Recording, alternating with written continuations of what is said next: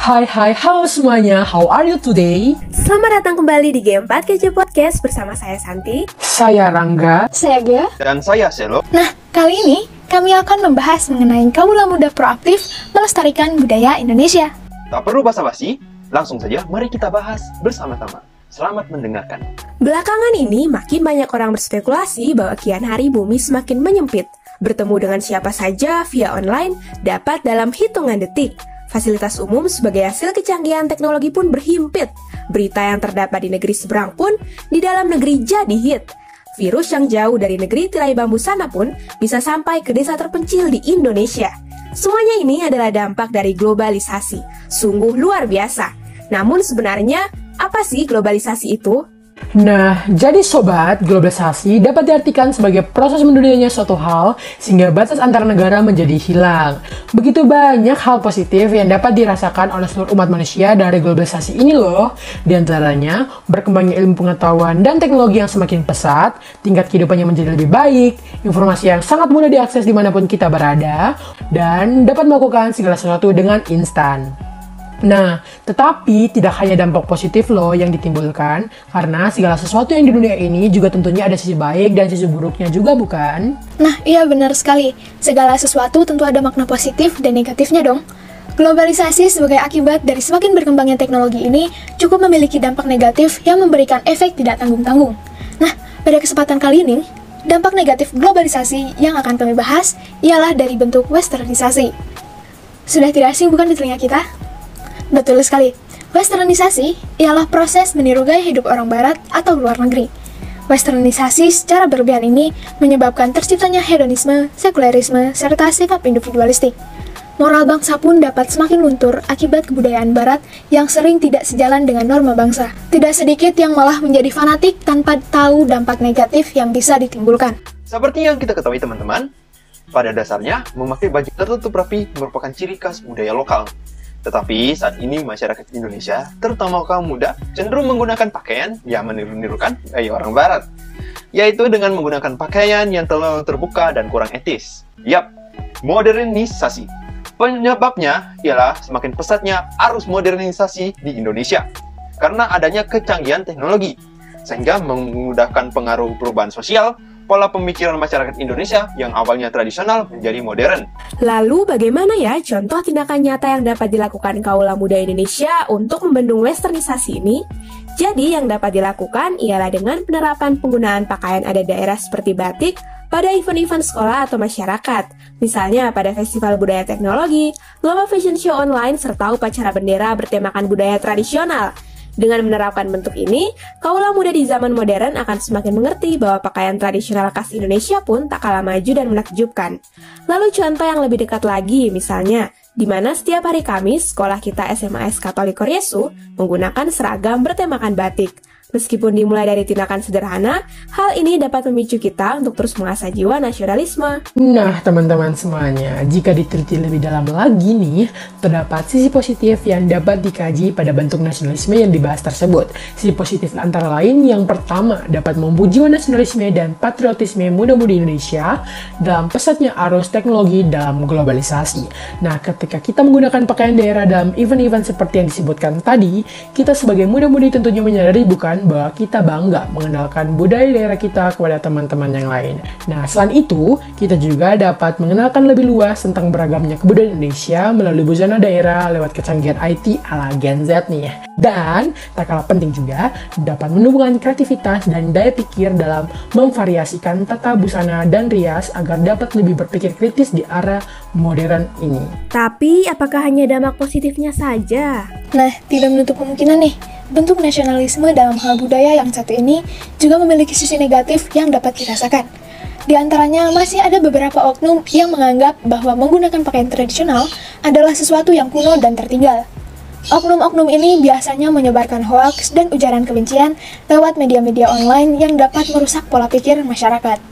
Kemudian, selain itu juga dapat menimbulkan sikap fanatisme karena menganggap budaya daerahnya adalah yang terbaik dan malah merendahkan budaya dari daerah lain. Padahal, Nyatanya, keberagaman budaya di Indonesia juga merupakan suatu keistimewaan tersendiri bagi bangsa Indonesia.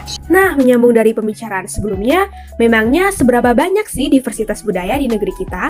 Jika menilik kembali tentang keberagaman secara umum di negeri kita, Indonesia dapat dikatakan sebagai negara beribu budaya dan keragaman. Secara administratif, Indonesia terdiri dari 34 provinsi yang terbagi menjadi kabupaten dan kota. Menurut Badan Pusat Statistik, di Indonesia terdapat sekitar 1.128 suku bangsa yang masing-masing memiliki karakteristik tersendiri. Perbedaan ini yang kemudian membentuk keberagaman di Indonesia.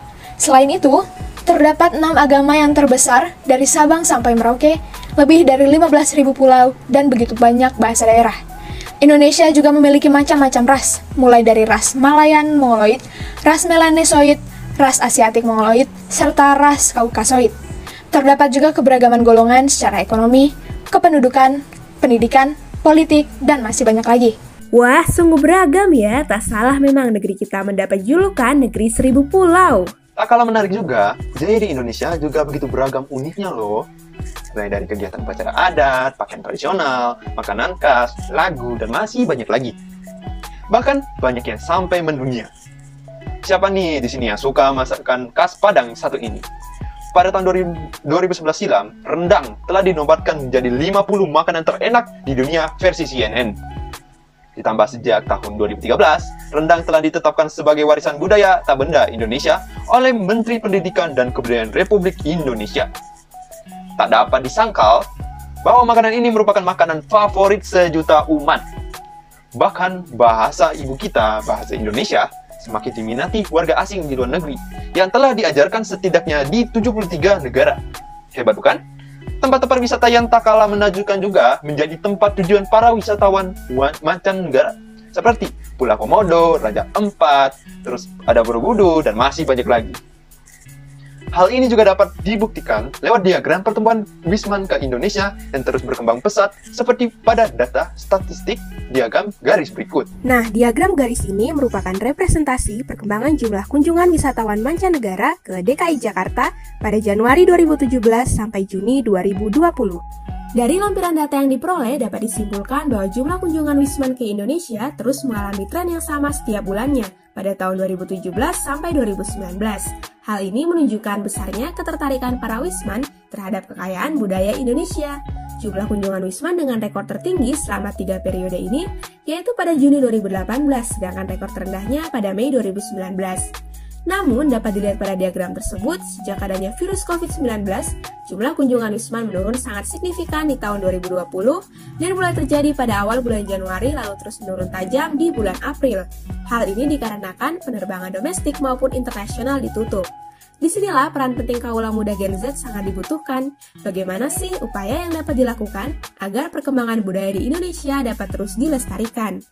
Tetapi adanya keberagaman budaya bangsa Indonesia ini menjadi tantangan tersendiri loh bagi bangsa Indonesia. Karena apa? Keberagaman ini yang kemudian memunculkan perbedaan budaya antara satu dengan yang lainnya. Terlebih lagi nih, terkadang terdapat pandangan yang saling bertolak belakang antar budaya.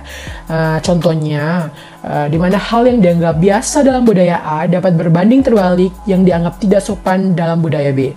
Gambaran hal ini bukanlah hal yang bisa dianggap sepele karena sebab perbedaan kebudayaan ini juga dapat menjadi sebuah pemicu atau juga menjadi penyebab timbulnya konflik horizontal. Memangnya apa saja sih contoh konflik budaya yang pernah terjadi pada negeri kita?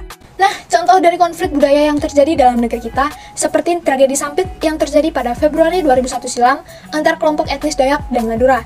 Penyebabnya ialah kurangnya pemahaman terhadap sosial budaya masing-masing suku yang berbeda antara suku Dayak dan Madura. Akibat dari konflik budaya ini, tua maupun muda, pria maupun wanita menjadi sasaran pembunuhan. Lalu terdapat juga tragedi budaya lainnya seperti Perang Suku Dani dan Damal di Mimika Papua, konflik Maluku, dan masih banyak lagi. Selain itu, juga terdapat konflik budaya Indonesia yang menyangkut dengan negara-negara lain. Misalnya negara Malaysia yang mengklaim beberapa kebudayaan milik Indonesia seperti lagu Rasa Sayangi dari Maluku, Reog Ponorogo, Angklung, Tari Pendet, serta batik asal Indonesia. Dengan tidak berdasarkan bukti hak cipta yang pasti, negara Malaysia menyebut itu semua adalah warisan budaya mereka. Nah, betul sekali. Padahal, batik tidak hanya menjadi identitas budaya Indonesia, namun juga sudah ditetapkan sebagai Indonesian Cultural Heritage atau Warisan Budaya Tak Benda oleh UNESCO pada 2 Oktober 2009. Tidak hanya itu, banyak negara lain pula yang sering mengklaim budaya warisan Indonesia sebagai miliknya. Tercatat berdasarkan data dari Change.org tahun 2014, terdapat 33 budaya yang sudah diklaim oleh bangsa asing. Mengapa pengklaiman secara sepihak tanpa bukti hak cipta ini dapat terjadi? Hal ini karena budaya dari Indonesia pasti ada yang diterapkan di negara lain tempat mereka bekerja. Inilah yang menyebabkan keinginan negara lain untuk mengakui budaya Indonesia. Lantas, apa sih yang menyebabkan timbulnya potensi-potensi konflik tersebut? Jadi, berbagai jenis potensi konflik tersebut yang disebabkan oleh faktor budaya ini dipicu karena adanya ketidaksesuaian pelaksanaan norma, nilai, dan kepentingan sosial akibat adanya proses perubahan sosial dan pola masyarakat yang multikultural. Sebagai beragam diversitas budaya yang dimiliki suatu negara, maka semakin besar juga potensi konflik yang bisa terjadi. Kebudayaan yang semakin berkembang pada masyarakat akan mempunyai peran yang dapat memicu timbulnya masalah sosial. Adanya perbedaan latar belakang kebudayaan bisa membentuk pribadi-pribadi yang berbeda. Pemikiran dan pendirian yang berbeda akhirnya akan menghasilkan perbedaan individu yang dapat memicu konflik. Lalu dapat merambat ke bidang kehidupan lainnya. Disinilah peran penting kaula muda generasi Z sebagai pergerakan kehidupan bangsa untuk diprioritaskan. Ngomong-ngomong soal peran kaula muda sekarang pada era modernisasi, dari zaman dahulu para tokoh pembangun bangsa telah memberi teladan kita dalam pelestarian budaya loh. Hal ini dapat kita lihat pada kilas balik tokoh masa awal kemerdekaan, demokrasi liberal dan terpimpin. Yang pertama, pada masa awal kemerdekaan, terjadi perubahan dalam kehidupan budaya masyarakat Indonesia. Semula rakyat adalah masyarakat kolonial dengan diskriminasi ras sebagai ciri pokoknya. Kemerdekaan telah berhasil menghapus segala bentuk diskriminasi. Pemerintah RI kala itu menghapus semua perbedaan perlakuan berdasarkan ras, keturunan, agama, dan kepercayaan rakyatnya. Setelah 17 Agustus 45, segala bentuk diskriminasi rasial dihapuskan dari bumi bangsa, dan semua warga negara Indonesia dinyatakan memiliki hak dan kewajiban yang sama di segala bidang. Lalu, pada masa demokrasi liberal, peran tokoh pembangun bangsa dalam bidang budaya yang dapat dilihat ialah perkembangan budaya pada masa demokrasi liberal yang masih tetap fokus pada penyempurnaan bahasa Indonesia. Pada tanggal 19 Juli 1956, pemerintah membentuk panitia pembahasan ejaan bahasa Indonesia. Selanjutnya, pada tanggal 4 hingga 7 Desember 1959, di Jakarta diadakan sidang bersama antara panitia pelaksanaan kerja sama bahasa Melayu dan bahasa Indonesia. Dari sini dapat dikatakan bahwa pada masa tersebut, para tokoh pembangun bangsa sudah giat dalam upaya pelestarian bangsa Indonesia dalam hal bahasa yang semakin berkembang. Selanjutnya ialah pada masa demokrasi terpimpin. Pada era ini, perkembangan kebudayaan sastra dan bahasa masih dibatasi loh.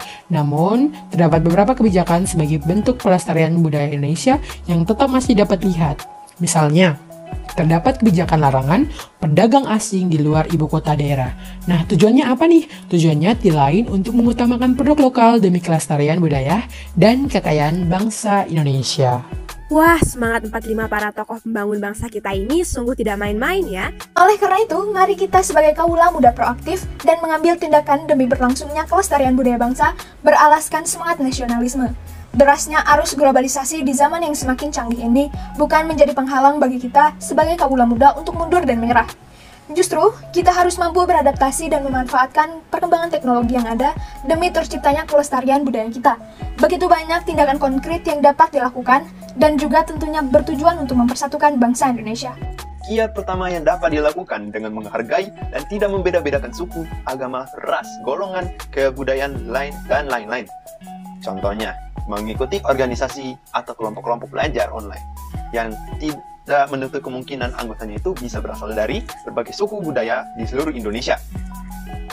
Di sini kita dapat dilatih untuk berbaur dan beradaptasi juga loh.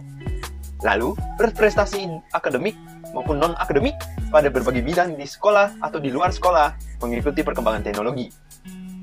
Misalnya, mengikuti Pekan Olahraga Nasional atau Olimpiade Internasional. Seperti Kakak Apriani dan Gracia yang meraih medali emas pada Olimpiade Tokyo 2020 beberapa waktu lalu. Contoh lainnya lagi, seperti mengikuti kegiatan pemilihan putra-putri daerah yang diselenggarakan secara online. Dan konteks keberagaman suku, ras, dan budaya, serta menggunakan pakaian adat daerah sebagai batik pada event-event sekolah atau masyarakat, seperti festival budaya, lomba fashion show, pakaian adat online, dan upacara bendera bertemakan busana tradisional. Tidak kalah penting juga, kita pun harus bangga menggunakan produk lokal serta mengembangkannya dalam ranah internasional. Misalnya nih, dengan memasukkan unsur batik atau kebudayaan lokal dalam busana Miss Internasional. Seperti yang kita ketahui pada ajang Miss Universe 2020 kemarin, di mana Ayu Maulida sebagai perwakilan Indonesia yang mengenakan kostum nasional bertemakan komodo. Kostum yang dibuat dengan bantuan kecanggihan teknologi ini dapat kita contoh dan kembangkan sebagai hobi yang nantinya dapat berguna bagi bangsa dan negara.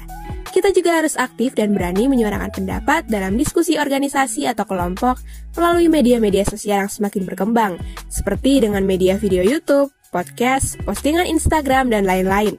Dengan demikian, kebudayaan Indonesia dapat dipromosikan lewat media-media online tersebut. Tentunya, setiap tindakan yang dilakukan ini harus dapat mengamalkan nilai-nilai Pancasila ya teman-teman, terutama dalam hal-hal terkecil sekalipun. Semangat Bhinneka Tunggal Ika dapat mengantarkan kita, para kaula muda, untuk bersama-sama menyatukan rasa demi kelestarian budaya bangsa.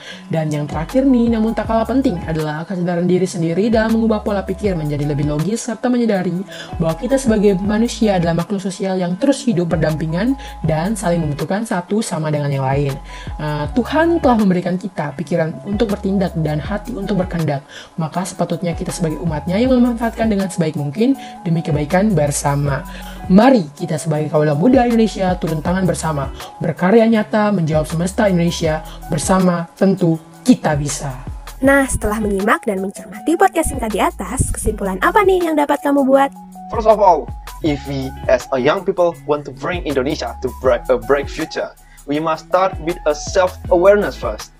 The role of young is leading is needed here because young are captains of the nation who are able to show the way in midst of the hustle and bustle of globalization and technological sophistication in this modern era. Looking back at the struggles of Indonesian youth in the 19th century, our nation is divided because of a sense of unity that is still lacking. Consequently, Indonesia still has not succeeded in defeating the invaders. This should be an important lesson for us to continue to breathe a strong spirit of nationalism. If we already know the struggle of the national leaders in the past in fighting for the independence of this country, we must be able to contain the retrops as bond of the unity of our beloved country.